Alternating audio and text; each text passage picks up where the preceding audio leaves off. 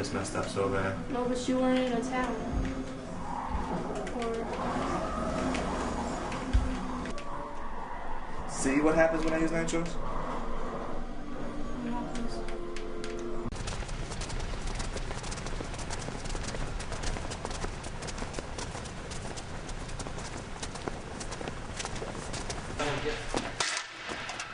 It was women that were always talking, and then pretty soon my father and my uncles, they had to go and fight.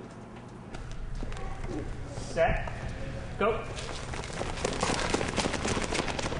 My dad went out looking for a place for us to stay. He ended up finding a place, and we moved out of the high school. We were fortunate enough to move out. I don't think much about Bosnia or Srebrenica unless people ask me about it. If they ask me how was it or what went on there. Everybody was gathered at the factories in Potocari, and some people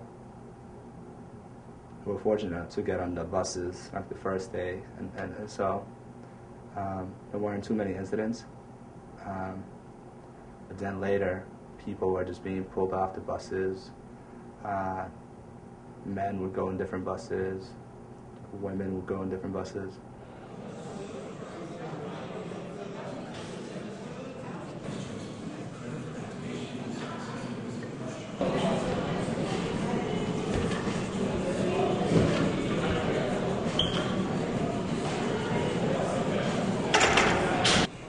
My brother Nide and I were playing with our younger sister Alvadina outside of the house.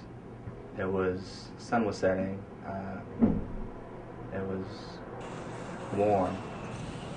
We were playing outside, and all of a sudden we started hearing bombs and explosions going off around our house and around our town. And our mother ended up calling us inside.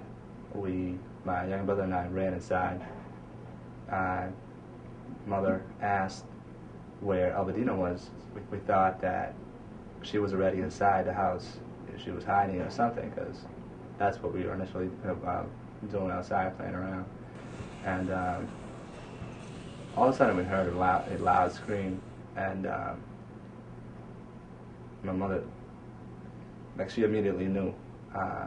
She ran outside and just collapsed, and Alvadina was just laying down. A piece of shrapnel actually hit her left leg from the grenade that exploded in our neighbor's fence, and it almost took the whole left leg apart.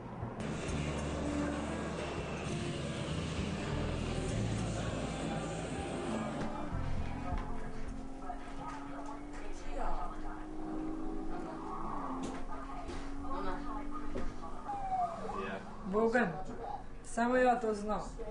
Našao vamo nešto, da kaj, to je njegovo izgled.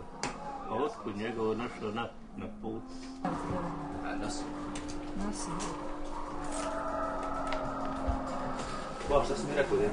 She had to stay back a year. She would have been sophomore in high school now. She had to stay back a year because of her operations, her surgeries. Held her back about 4 months out of school during the school year. So she has to make up the whole year, and but she's a freshman in high school currently. Like I said, I couldn't walk because part of my leg was like kind of twisted, and I couldn't wear no shoes or anything. So when I went to Germany, they had to fix my leg so I can actually put a shoe on. And that's like, I remember over there when they fixed my leg so that way I could walk a bit better than I did before. And some of my friends I don't tell, but when they find out, they like ask me, and they're like, "Oh my God, like, are you serious? Why couldn't you tell me this?" A couple of months ago, I had to write an essay, and I was writing on what's my greatest expectation, and I said to become a doctor. I started writing it, and a teacher named Nancy Burrell, she helped me do it, and my friends read it, and they were like, "Why didn't you tell me this happened to you?" And then the next day, they just kept saying to me, oh my God, I cannot believe that you got shot when you were only 2 years old.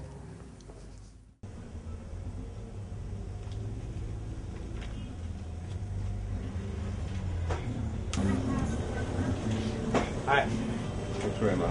Thank you. Is it a plastic bag? Yes, all right, thank you. The failure to arrest Karadzic and Mladic is certainly a serious setback for international criminal justice.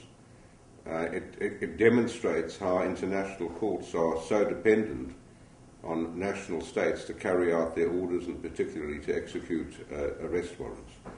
This field, this is where Mladic arrived in his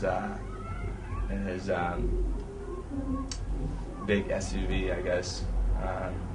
He was in the back, and sorry, it was a truck. They just kept him throwing, and they brought bread for the people that were just waiting around to be shipped out. People are reaching out for drinks because they're afraid. They think if they don't take them, that they could be killed. Well, I think the arrest of Karadzic and Mladic would enable the ICTY to lead crucially important evidence demonstrating what they did, what orders they gave, possibly further evidence of complicity by the army of Slobodan Milosevic. But my main concern is the effect this has on the victims and on bringing about permanent, enduring peace in the region.